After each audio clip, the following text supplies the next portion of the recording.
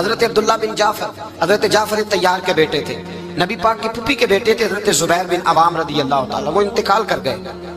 ان کا جب وصال ہوا تو 10 لاکھ دینار کا قرضہ تھا ان پر، اور جو زمین انہوں نے چھوڑی وہ زمین بنجر تھی۔ لو سن لے، جن پر قرضہ چڑھا ہوگا وہ اس کا بھی سن لے، جن پہ قرضے ہیں نا، جو تنگ دست ہیں، جو روز رکے بھیجتے ہیں دعاؤں کے کہ بڑی پریشانی ہے بڑی پریشانی ہے، وہ وظیفہ سنیں، تو وہ وظیفہ سنیں۔ ہمارے زمانے میں وظیفے لینے کا رواج نہیں، تویز لینے کا رواج ہے۔ لینا چاہیے، تویز بری چیز نہیں، اچھی چیز ہے، لیکن زیادہ کام برکت والا کیا ہے؟ اللہ اللہ کرنا۔ کیا کام ہے؟ سجدہ کرنا برکت والا کام ہے۔ حضرت عبداللہ بن جعفر تیار کہتے ہیں میں نے قرضہ لینا تھا زبیر بن عوام سے، وہ وصال کر گئے۔ میں ان کے بیٹے کے پاس گیا، عبداللہ بن زبیر کے پاس۔ میں نے کہا پیسے لینے تھے، کہا بالکل لینے ہیں، میرے ابا جی مجھے وصیت کر کے گئے، لکھ کے گئے کہ یہ پیسے دینے، اور وہ یہ لکھ کے گئے ہیں، میں زندگی بھر کوشش کرتا رہا ہوں، ادا نہیں ہو سکے، بیٹا تیری ذمہ داری ہے میرے قرضے ادا کرنا۔ عبداللہ بن زبیر رضی اللہ تعالیٰ عنہ کہنے لگے میں انشاءاللہ آپ کی رقم دے دوں گا۔ تو عبداللہ بن جعفر تیار کہنے لگے بھائی ہم دونوں آپس میں ہیں، کوئی شے نہیں چھوڑ کے گئے آپ کے ابا جی، کوئی چیز نہیں۔ توجہ ہے میری بات پر؟ یہ صحابہ کا ذرا انداز دیکھیے گا بندگی کا، کوئی چیز نہیں چھوڑی۔ حضرت زبیر بن عوام کہنے لگے ایک زمین کا ٹکڑا ہے وہ بھی بنجر ہے، اس میں بھی کوئی کھیتی نہیں اگتی، سبزہ نہیں ہوتا، بنجر ہے، پانی کوئی نہیں، اور وہ اتنی خشک ریتلی زمین ہے کہ بڑا مشکل کام ہے وہاں سیراب کرنا، بے آباد زمین ہے۔ حضرت سیدنا عبداللہ بن جعفر کہنے لگے تو اس طرح کر، وہ مجھے ساری نہ دے، اس میں سے تھوڑی سی مجھے دے دے، میں 10 لاکھ دینار کے عوض وہی رکھ لیتا، تیرے باپ کا قرضہ ادا ہو گیا، دے تو صحیح۔ انہوں نے کہا کیا کریں گے، وہ تو کسی کام کی نہیں، چند کوڑیوں کی بھی نہیں، فرمایا مجھے دے دو، میں جانوں اور میرا کام جانے۔ او بھائی یہ تھے بندگی والے لوگ، یہ تھے جن کا رب سے رشتہ ہے، جنہوں نے حضور کے صلی اللہ علیہ وسلم کے پاس بیٹھ کر بندگی سیکھی تھی۔ کہتے زمین کا ٹکڑا لے لیا، بنجر بے آباد ریتلی زمین، جب میرے حصے میں آئی پہلے دن اپنے غلام سے کہنے لگے جو جگہ تجھے زیادہ سخت لگتی ہے نا وہاں میرا مصلی بچھا دے، جو تجھے زیادہ بنجر بے آباد لگتی ہے وہاں مصلی بچھا، مصلی بچھا۔ غلام نے مصلی بچھایا تو عبداللہ بن جعفر نے اللہ اکبر کہہ کے نیت باندھی۔ یہ حضرت جعفر تیار کے بیٹے حضرت علی کے بھتیجے، انہوں نے نیت باندھی، نماز کی، سر سجدے میں رکھا، رونے لگے، کہنے لگے اللہ میں بھی تیرا بندہ اور جس سے لینے تھے وہ بھی تیرا بندہ، خدا بندہ ہمارے درمیان مہربانی فرما، کرم نوازی کا، رحمت کا فیصلہ فرما۔ اتنا روئے کہ مصلی بھیگ گیا، کہتے اتنا تڑپ رہے تھے کہ صحابہ اکٹھے ہو گئے ان کے گرد، مصلی بھیگ گیا۔ جب بھیگا ہوا مصلی نماز مکمل کر کے اٹھایا نا، کہتے مصلی اٹھایا تو نیچے سے اللہ نے پانی کا چشمہ جاری فرما دیا، اللہ نے پانی کا چشمہ جاری کر دیا، فرمایا بناؤ حوض، کرو کھیتیاں سیراب۔ فرماتے ہیں جہاں ایک درخت نہیں اگتا تھا اللہ نے پورا باغ اگا دیا، جہاں ایک پھل نہیں ہوتا تھا وہاں عالی شان پھل لگ گئے، قرضے بھی ادا ہوئے۔ حضرت زبیر بن عوام کے بچوں کے پاس مال دولت بھی بچ گیا۔ لوگ جب کہتے ہیں یہ ساری کس چیز کی برکت ہے، اور فرماتے ہیں یہ ساری سجدوں کی برکت ہے، یہ رب کی بندگی کی برکت ہے، یہ اس کی بارگاہ میں نماز پڑھنے کی۔ مسلمان توجہ نہیں کرتا، توجہ نہیں۔ جاگ رہے ہیں آپ حضرات؟ یہاں کوئی حکومت اعلان کرے نا کہ ہر نماز کے بعد 500 روپیہ، کتنا جی؟ میرے خیال کسی بھی نہیں ہونا مسجد میں۔ اور خدا کے بندو بات سمجھو، رب فرماتا ہے تو مسجد آدھا میں تجھے برکت عطا کروں گا، میں تجھے برکت دوں گا۔ میں ایک صحابی کہتے ہیں مجھے اکثر یہ حضور کا فرمان سنتا تو میرے دل میں خیال آتا آخر اللہ کس طرح برکت دیتا ہے اللہ آخر۔ ایک صحابی کہتے ہیں نبی پاک صلی اللہ تعالیٰ علیہ وسلم نے فرمایا عبادت کرو اللہ برکت دے گا۔ میرے دل کے اندر خیال آیا کس طرح، آخر اللہ کس طرح سے نوازتا ہے، اعلان کیا ہے؟ کہتے ہیں میں یہ بات سوچ کے نا تو مجھے قضائے حاجت کی حاجت ہوئی، پخانہ پیشاب کے لیے میں نکلا تو ایک جگہ دور جا کے میں بیٹھا کھیتوں میں، دور جا کے کہتے ہیں میں پیشاب کر رہا تھا تو ایک چوہا اپنے بل سے نکلا اور ایک ہیرا میرے پاس رکھ گیا، میں پیشاب کر رہا ہوں، کہتے پھر گیا اندر تو ایک ہیرا اور رکھ گیا، پھر گیا تو پھر رکھ گیا، پھر گیا تو پھر رکھ گیا، کہتے 15 ہیرے چھوڑ گیا۔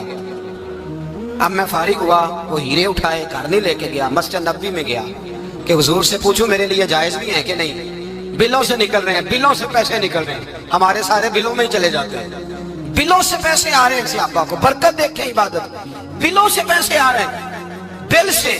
فرماتے ہیں میں وہ ہیرے اٹھائے تو در رسول پہ، جب میں نے پہلا قدم رکھا نا مسجد نبوی میں تو مجھے بتانا نہیں پڑا میرے مصطفیٰ نے میرا چہرہ دیکھا اور مسکرا کے فرمایا پتہ چلا ہے اللہ کس طرح نوازتا ہے؟ خبر ہوئی ہے اللہ کس طرح نوازتا ہے؟ فرمایا رب کی بارگاہ میں جھکے رہو، وہ تمہیں وہاں سے دے گا تمہارا گمان بھی نہیں گیا ہوگا۔ اس کے حضور تو آؤ، اس کی جانب تو توجہ کرو۔ بندگی کی اپنی ایک لذت ہے، سجدے کا اپنا ایک ذائقہ ہے۔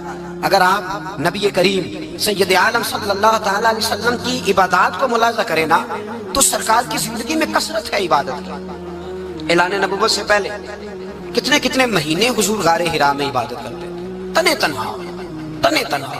حرم کعبہ قریب تھا لیکن وہاں رش ہوتا تھا، لوگ ہوتے تھے۔ فرمایا میں اکیلے میں اپنے رب کو منانا چاہتا ہوں۔ کتنے کتنے ایام حضور غار حرا میں عبادت کرتے۔ پھر صحابہ کرام علیہم رضوان فرماتے ہیں کہ مدینہ منورہ میں حضور کا یہ رنگ ہوتا، اتنے لمبے سجدے کرتے کہ لگتا روح مبارک کی پرواز کرتے، اتنے لمبے سجدے کرتے۔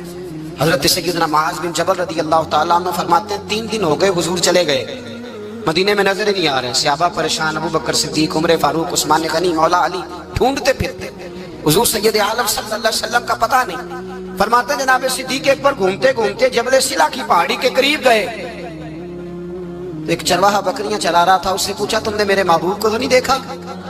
تو کہنے لگا مجھے نہیں پتا تمہارے محبوب کون ہے۔ ایک آدمی آج 3 دنوں سے غار میں رو رہا ہے، اتنی شدت کے ساتھ روتا ہے کہ میری بکریاں جا کے غار کے سامنے بیٹھ جاتی اور بکریاں بھی روتی ہیں، میں بڑا کھینچتا ہوں پر لوٹتی نہیں، رات کو گھر لے کے جاتا ہوں تو جاتی نہیں، سویرے باڑے سے نکالتا ہوں تو دوڑی ہوئی آتی، پھوٹ پھوٹ کے روتی ہیں، لیکن حال یہ ہے کہ دودھ پہلے سے بھی زیادہ دیتی ہیں۔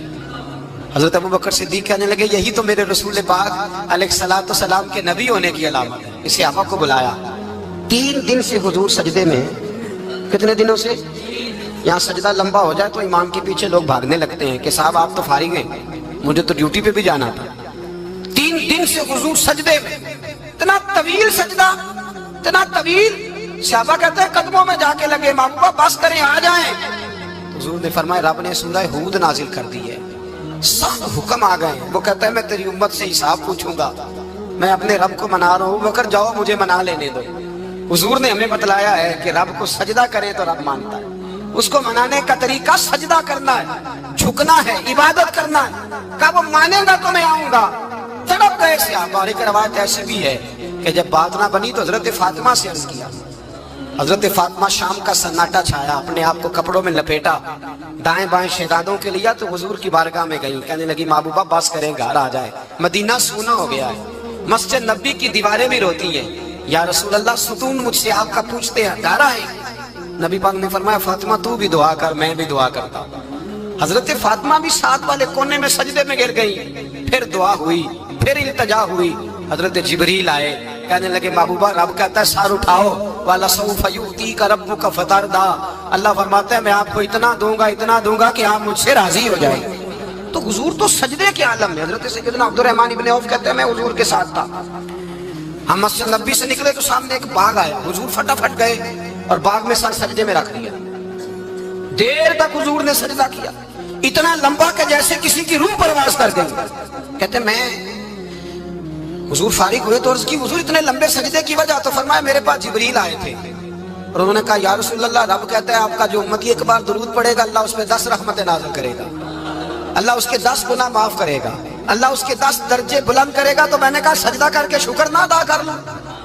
اس بات پر میں سجدہ کرنے لگ گیا۔ اس بات پر ایک دوست کے ہاں بیٹا ہوا، مجھے کہنے لگے مبارک ہو بھتیجا آیا ہے، میں نے کہا خیر مبارک۔ بڑے عرصے کے بعد اللہ نے نوازا، میں نے 5 کلو مٹھائی بھیجی آپ کی جانب، دوستوں کو کھلا دیجیے۔ میں نے کہا اور کتنی بانٹی؟ کہنے لگے منوں کے حساب سے۔ باقی معاملات کیسے؟ کہنے لگے کیا بات ہے، غریبوں کو، مسکینوں کو، لاچاروں کو، سب کو دیا۔ تو میں نے کہا نفل کتنے پڑے؟ کہنے لگا ٹائم نکالتا ہوں میں۔ ٹائم بیٹا کس نے دیا؟ شکر کس کا ادا کرنا تھا؟ بھائی یہاں حال یہ ہے ہمارا کہ ہمیں 2 رکھتے تھوڑی مشکل ہے۔ اگر کہا جائے کہ 25 من مٹھائی تقسیم کرنی ہے تو وہ آسان ہے، ہم نے اپنے لیے عبادت کو، ریاضت کو بہت سا بنا لیا، اس کو اتارے کچھ بھی مشکل نہیں۔ رب کی بارگاہ میں جتنا بندہ جھکتا جاتا ہے اتنا ہی اللہ اسے اور عزت عطا کرتا جاتا ہے۔ بزرگوں سے کسی نے پوچھا تھا کہ میری اللہ قبول بھی ہے کہ نہیں؟ تو وہ کہنے لگے رب کو تیری پہلا سجدہ قبول تھا تو تب اس نے دوسرے کی توفیق دی تھی، اسے تیری فجر قبول تھی تو تجھے زور پڑھنے کی توفیق دی، اس نے تیرا پہلا روزہ قبول کیا تو دوسرا رکھنے کا موقع دیا۔ یہ علامت ہے قبولیت۔ میرے محبوب نے فرمایا بندگی کرو، اس کے حضور آؤ، کبھی کا صلاۃ اللیل پڑھو، کبھی کا تہجد پڑھو، کبھی کا اشراق پڑھو، کبھی کا چاشت پڑھو، کبھی کا اوابین پڑھو۔ اور میرے مصطفیٰ نے فرمایا ہو سکے تو اٹھ کے تہجد پڑھو، باقی نمازوں پہ رب تمہیں ثواب دے گا۔ اگر تہجد پڑھو گے تو رب تمہاری طرف دیکھ کے مسکرائے گا، جو اس کی شان کے لائق ہے وہ مسکرائے گا۔ مصلی آباد کریں، مصلی آباد کرنے سے روحانی زندگی آباد رہے گی، من کے اندھیرے دور ہوں گے، روح کی کساوتیں دور ہوں گی۔ انسان اللہ سے جڑا ہوتا ہے تو اس کی بندوں کی جانب توجہ ہی کم جاتی ہے، حسد کون کر رہا ہے، مخالفت کون کر رہا ہے، جھگڑا کون کر رہا ہے، بغض کون پیدا کر رہا ہے، ان چیزوں سے ویسے ہی بچا رہتا ہے۔ میرے محبوب پاک سید عالم صلی اللہ علیہ وسلم کثرت سے سجدہ کرتے ہیں۔ قیامت کے دن حضور شفاعت کس طرح کریں گے؟ سجدہ کر کے 4 سجدے کریں گے حضور۔ بخاری مسلم میں موجود ہے، صحابہ کرام فرماتے ہیں حضور نے فرمایا جب امتیں پریشان ہو کے نبیوں کے پاس جائیں گے تو پھر میرے پاس آئیں گی، جب میرے پاس آئیں گی تو میں سجدہ کروں گا اور خدا سے کہوں گا یا اللہ ان کا حساب تو شروع کر۔ فرمایا میرے ایک سجدے سے اللہ حساب شروع کرے گا، پھر میرے